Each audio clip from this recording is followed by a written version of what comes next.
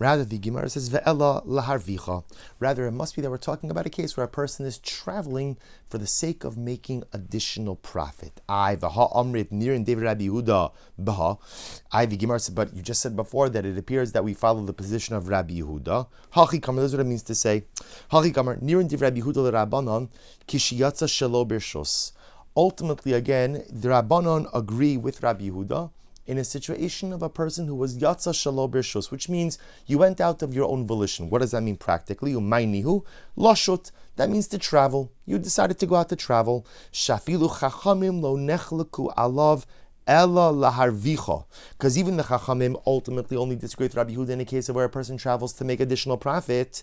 The chachamim will say additional profit, that's still called parnasa. Rabbi Yehuda will say, no, that's not called parnasa. That's called, travel. That's called pleasure. That's called your own volition. Avaloshut module. But ultimately, again, if halach l'maisa, a person is just going to travel and they get caught up with their travel, and as a result of that, they don't make it back before Yom Tiv, the Rabbanon would agree with Rabbi Yehuda that halach l'maisa, that's not a heter to shave on chalamayid. V'nir and divrei Rabbanon Rabbi Yehuda b'shiyatzer b'shos. And ultimately, again, Rabbi Yehuda will agree with the Rabbanon in the case of Yatzer Birshus. What does Yatzer Birshus mean? Umay nihu lemizonos, for Parnasa. That if a person traveling for Parnasa, even Rabbi Yehuda would agree. Shafil Rabbi Yehuda, lo nechlak aleim ela laharvicha. Aval lemizonos modelahu. Even Rabbi Yehuda only disagrees when a person is traveling for profit. Rabbi Yehuda holds for profit.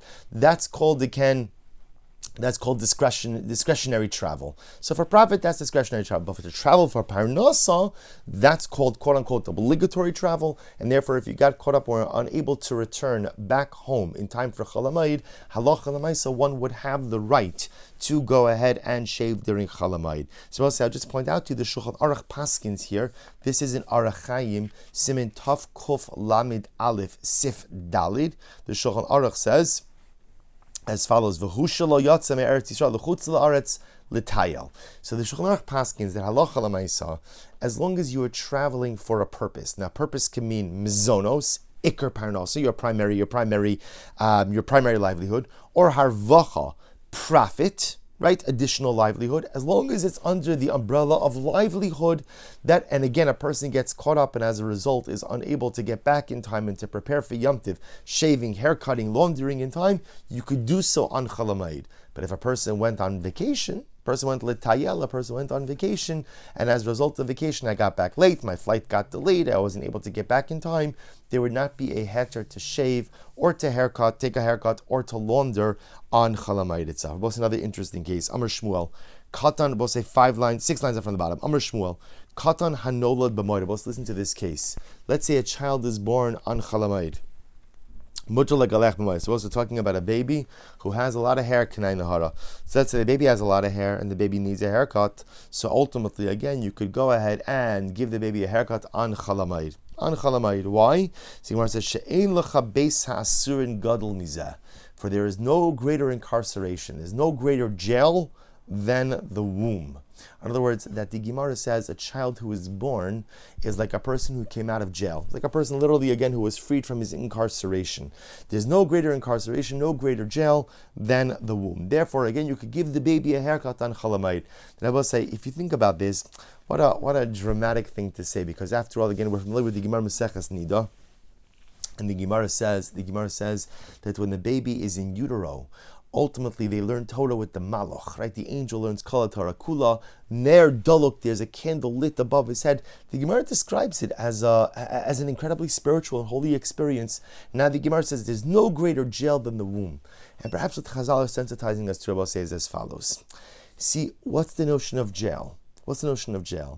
That a person can't accomplish, a person can't do, a person can't change the world, a person is stymied in their asiyah, in their dynamic activity. It's great to learn with the malach. It is, don't get me wrong. I'm sure we all enjoyed it immensely. But at the end of the day, what I really want to do is I want to accomplish. I want to, in my own way, in my own small and sometimes even unnoticed way, change the world, infuse more light, make a difference.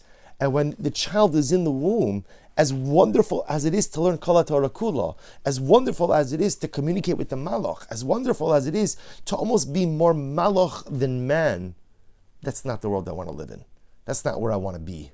I want to be in the world of dynamic activity. I want to be in the world where I could do something. I want to be in the world where I can make a difference. I want to be in the world where I could affect change. And therefore the Gemara says, as saintly, as holy as the womb may be, it's mamish like a jail. So the Gemara goes right there. But Moed didn't make Carlo. Now what this sounds like is, when can you give the baby a haircut? If the baby is born on Chalamayid. But if the baby was born before Chalamayid, you would not be permitted to go out and give them a haircut. To which the Gemara says, Masev Rav Pinchas, Kol Elu Sh'amru Mutar Legalech B'Moed, Mutar Legalech B'Mei Avlo. So let's listen to this interesting case. The Gemara says, any situation where it's permitted to go ahead and shave or take a haircut on Chalamayid, those same circumstances would allow you to go ahead and do these same activities during one's avelos, during one's mourning period. Now, I will say, we're going to get into Chos Avelos more tomorrow in Mirz Hashem. Ha'asr the galech b'moed, asla gachol me'avlo, which tells you that if there's a circumstance which would preclude you from shaving or haircutting on Chalamayid, it would also be asr during the days of your avelos. Says the Gemara Amud Beis, Vi'i amrit Kattan isbei plukta. And if you want to say there's a distinction for children, ultimately, again, a baby born before Chalamayid can't take haircut on Chalamayid, cannot take haircut on Chalamayid. A baby born on Chalamayid, you can cut his hair on Chalamayid. If that's the case, then you have a situation of a baby who can't have a haircut on Chalamayid, which, using the formula we just said before, would also mean that a child can't have a haircut during the days of his avelos. But here's the problem. The Gemara says, Nin says, avelos noheges bekatan. That teaches me then that the concept of avelos, the concept of mourning, applies to a child. But it's not true. Vatanyo, mikaron lekatim ne agmas nefesh. So we're going to learn this incredible Gemara in a couple of days from now, actually in about 10 days from now. The Gemara is going to talk about this concept that a child is not subject to the laws of mourning. There's no avelos by a katan, no mourning by a child, which kind of most basically a child is not obligated in any mitzvahs. We'll see that what we do is, Rahman al-Islam, when a child loses a close relative, we tear their clothing. But we don't tear their clothing, we don't do kriya on them because they're chayav in kriya. We do kriya on them because it evokes the feeling of pain and loss for everyone who's around. Anyone who's ever seen chas v'shalom a child do kriya or a child say kaddish, it's overwhelming. So, but the point that the Gemara is making over here is the child is not subject to avelos, in which case your formula doesn't work. Ravashi mi katani ha'asurin. The Gemara Ravashi, that doesn't mean to say that it's an absolute rule that whoever can't go ahead and do certain activities on Chalamayid can't do them during the days of his avelos. So, well, rather, what it means is, for some people, this principle applies. Namely, again, very often they're intertwined. Whatever you can't do on Chalamayid, you can do during avelos. Whatever you can do during Chalamayid, you can do on avelos. That applies for many circumstances. One of the situations for which this rule will not apply is when it comes to a katan, when it comes to a child. Says the Gemara. So the Gemara says, Ameimar says, Ameimar v'tim Rav Shisha b'rei Rav Idi masni achisa. Ameimar, others say Shisha b'rei Rav Idi. They had a different version of this. In their version, they had like this: Amar Shmuel, Kattan mutar legalcha b'moed. You're allowed to give a child a haircut on Chalamayid. Lo shna nolad b'moed, lo shna nolad meikara. Whether the baby was born before Chalamayid or the baby was born on Chalamayid, if the baby needs a haircut, you give the baby a haircut. Amra Pinchas af anan nami tanin. And we also learn this concept. Kol elu sha'amru mutar legalech b'moed, mutar legalech b'mei avlo. So I will say, interestingly enough, we said, in any situation where halacha l'maaseh you could go ahead and take a haircut or shave on Chalamayid, you're also permitted to take a haircut and shave during one's avelos. Ha'asr legalech b'moed, but what's the rule? Therefore, again, if it's asr to shave or take a haircut on Chalamayid, it would also be asr legalech b'mei avlo. It would also be asr to go ahead and shave or take a haircut during avelos. So says the Gemara, I amrit katan asr. If you say that therefore a katan cannot shave or take a haircut on Chalamayid, nim says avelos nohages bekatan. If a katan can't take a haircut on Chalamayid, a katan also can't take a haircut during avelos. Because remember, again, we're espousing this avelos Chalamayid connection. And that if that's the case, that's not true. V'tanyo, mekaron lekatan mipnei agmas nefesh. And remember again, halacha l'maisa, the only reason we tear kriya, right, we tear the article of clothing of a katan, is just to accentuate and exacerbate the pain of the adults who are around, not for the katan. Amar Ravashi, once again, mi katani ha'asurin, dilma yesh mehen asr v'yesh mehen mutar. To which the Gemara says, you're right. You're right. At the end of the day, the relationship between Chalamayid and Avelos is not absolute. Now, more often than not, it works. Whatever is Asr on Chalamayid is going to be Asr during Avelos, and whatever is permitted during Chalamayid will be permitted during Avelos. But there is an exception. The exception to the rule is a Kattan, is a child, right? A baby, you could give the baby or the child a haircut on Chalamayid if there's an extenuating need. But yet again, ultimately, again, the halachos of Avelos will not apply to a child, right? So the halachos of Chalamayid will apply to a child. The halachos of Avelos will not apply to a child. Good. That's how the Gemara ends off. Avel eno noeg avelusa b'regel. So we'll say, so now the Gemara is taking, now that we introduced the concept of Avelos, so the Gemara takes a step back and the Gemara says, okay, what about Avelos on Chalamayid? Or for that matter, not just Chalamayid, on Yom Tiv. So the Gemara says, an Avel does not conduct himself in accordance with his morning practices on Yom Tiv. Why not? Now, we're going to see, this means a variety of things, but on the most basic level, we'll see the most extreme cases. Rachmana litzlan lo aleinu, a person loses a relative. They're sitting Shiva prior to Yom Tiv. Yom Tiv comes, it ends the Shiva. By extension, we'll see, let's say a person is not sitting Shiva, a person already sat Shiva, they're in Shloshim. Yom Tiv comes, cuts off the Shloshim.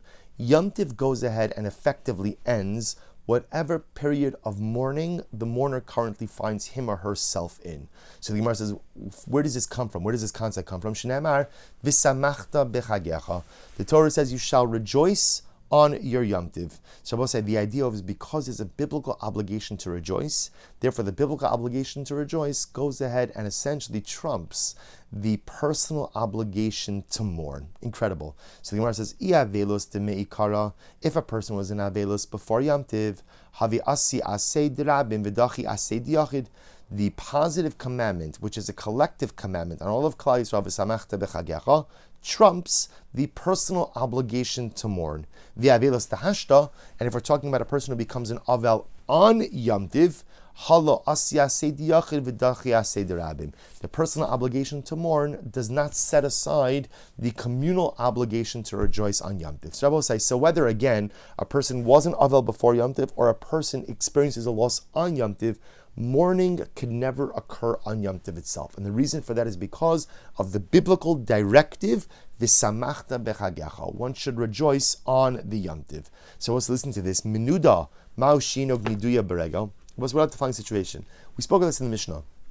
The menuda is a person who is excommunicated for some transgression. He's excommunicated. Now, both say the person in excommunication essentially conducts himself like a person who is in avelos, like a person who is mourning.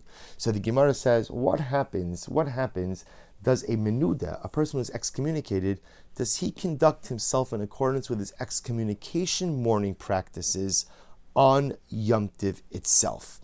On Yom Tiv itself. So the Gemara says, so I will say there are different things. In other words, he also has to tear his clothing. He also has to let his hair grow long. So the child, does he conduct himself with these practices on Yom Tiv or not? So I'm Rav Yosef Tashma, done in Dinei Nefashas, Fidinei Makas, Fidinei Maminis.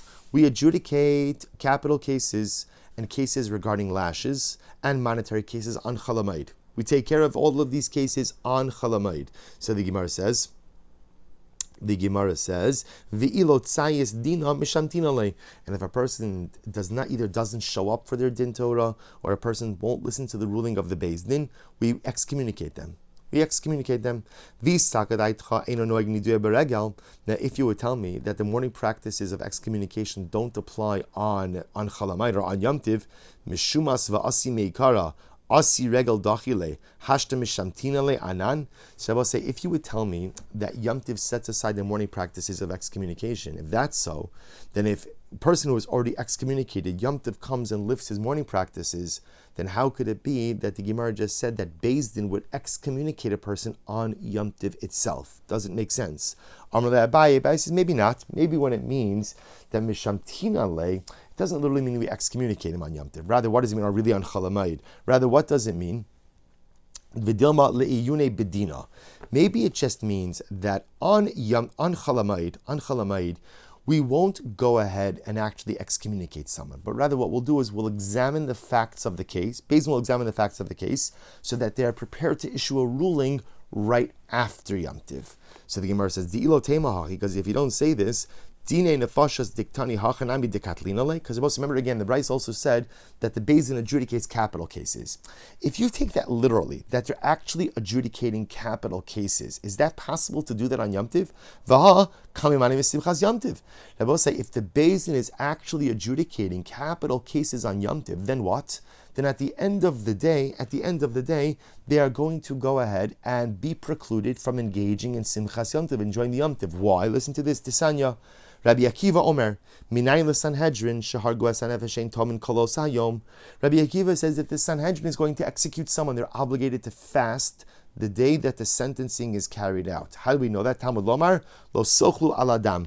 Literally, do not eat on the blood. That when Beis Din is spilling blood, they judge someone that they're going to be put to death. You can't eat that day. So therefore, look what the Gemara is saying. The Gemara is saying, we said before, right? Remember, what are we trying to figure out? Here's what we know. In regular Avelos, a person loses a loved one, Yom Tiv comes, and either if a person was in Avelos before Yom Tiv comes and cuts off the Avelos. We're going to see if a person becomes an Avel on Yom Tiv essentially delays the Avelos until after Yom Tiv. What about the mourning practices associated with excommunication?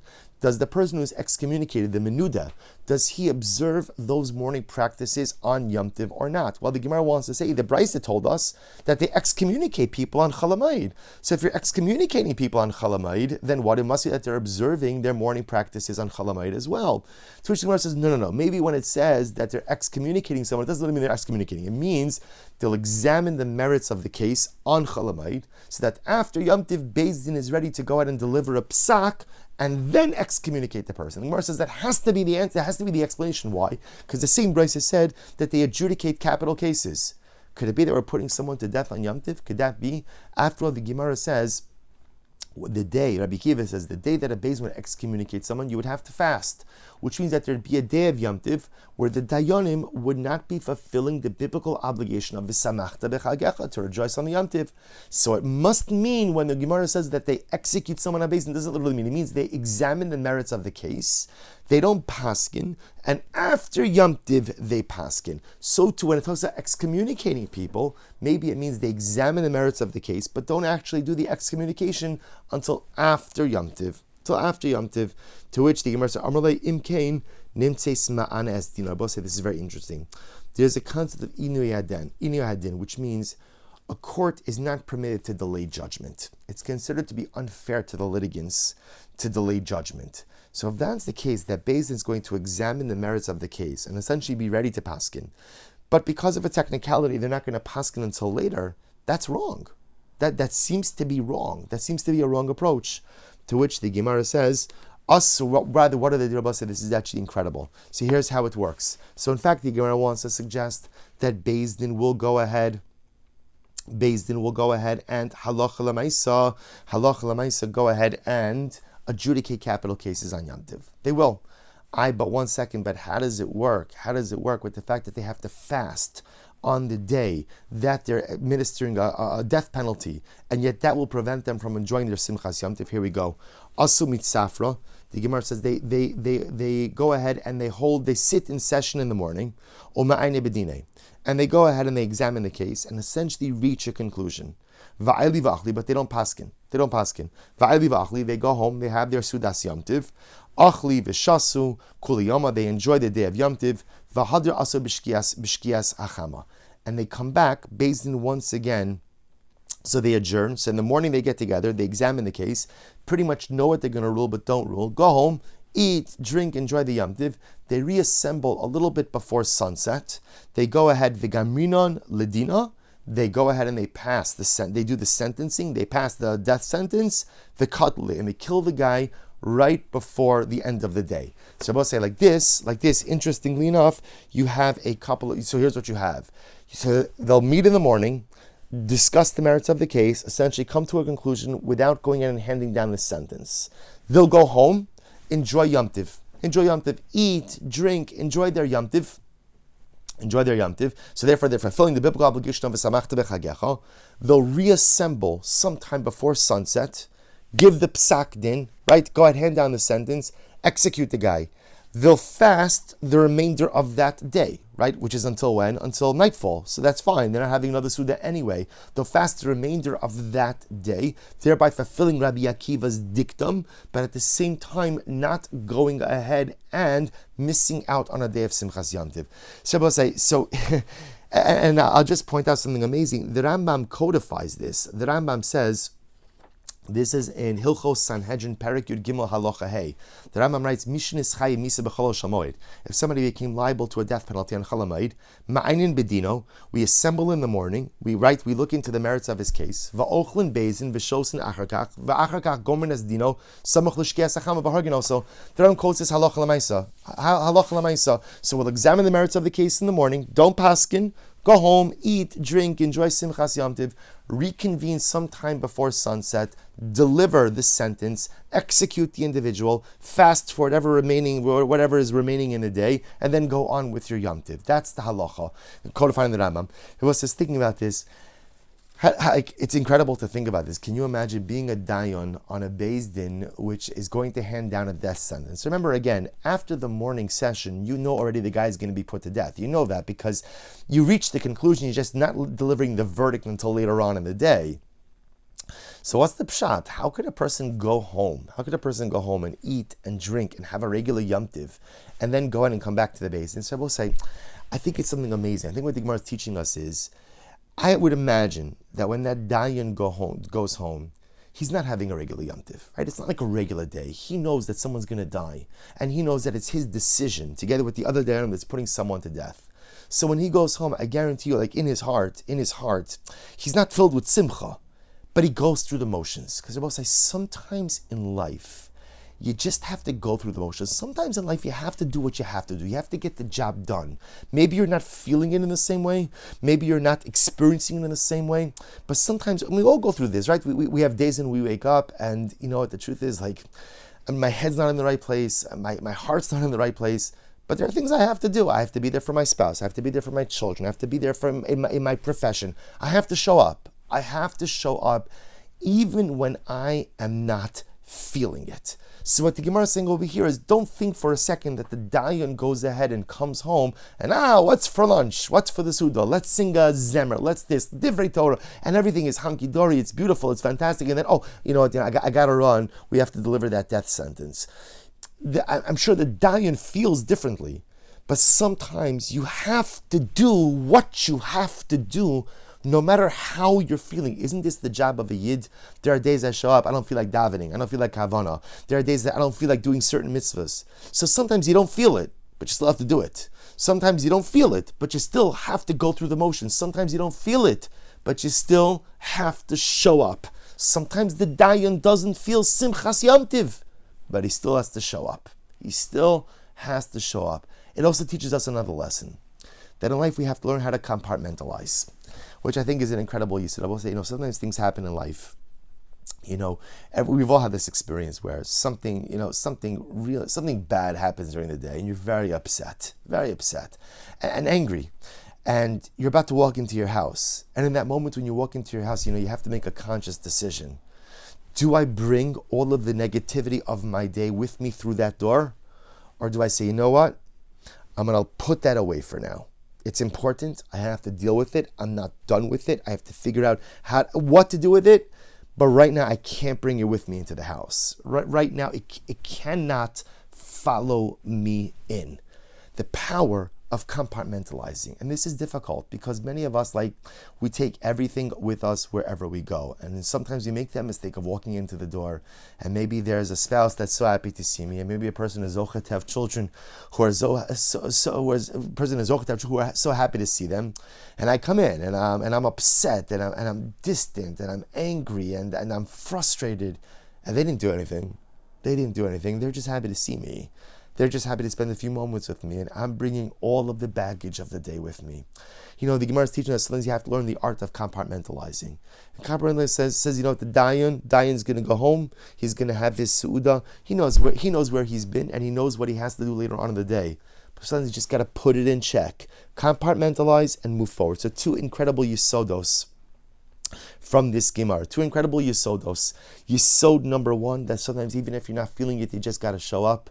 And Yesod number 2, you have to learn to compartmentalize in order to be successful in life. The Gemara goes like, Rabbi Tashma, O Menuda Shetir Lo Chachamim. So let's remember again, the Mishnah did say that a menuda, right, so a person who was excommunicated, who was released from his excommunication on Yom Tiv, is permitted to take a haircut and shave, which sounds like the morning practices of nidui are still in effect on Chalamayid. So the Gemara says, Amarava mi katani shetiru chachamim, shetiru lo chachamim, katani da'azulu paise lebaldine, v'asi kamei l'rabbanan v'shalei. Rabbi said, no, maybe that's a different case. Maybe that's talking about a situation of a person who was put in excommunication because he went ahead and first of all, take a look at Rashi. Tashma menuda shetiru lo chachamim kasaga daitcha hitiru lo kol menuda nidui beregel deina nidui rak. So say the way you can understand that statement in the Mishnah of chachamim shetiru means that when Yom Tiv comes, the chachamim release every excommunicated person from his excommunication. That essentially Yom Tiv comes,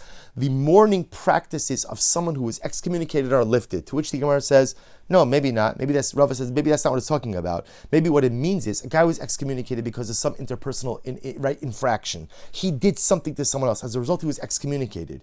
Maybe over the course of Yom Tiv or over the course of Chalamayid, the perpetrator goes over to the victim and makes amends. So if he made amends for his interpersonal affront, for his interpersonal transgression, under that case, Chazal would go ahead and lift the morning practices. But it's quite possible that in the absence of that, halacha l'maisa, the morning practices associated with a person excommunication would still remain on Yom Tiv. So we'll stop over here for today. We're going to continue the sugya. We're not finished with it yet. We're going to continue the sugya along with throw in a couple of other cases, and then we'll see how the Rambam paskins over here. We'll say, beautiful new start to the third parak of Moed Kattan. Such a schus to be able to learn with you. I'm sorry that I can't be there with you in person, but it is such a schus to be able to continue our limud together. This is the beauty of the daf. Doesn't stop. Wherever we are, whenever we are, Baruch Hashem, a schus to continue to plow through this beautiful masechta with all of you. Have a wonderful day. Shkoyach.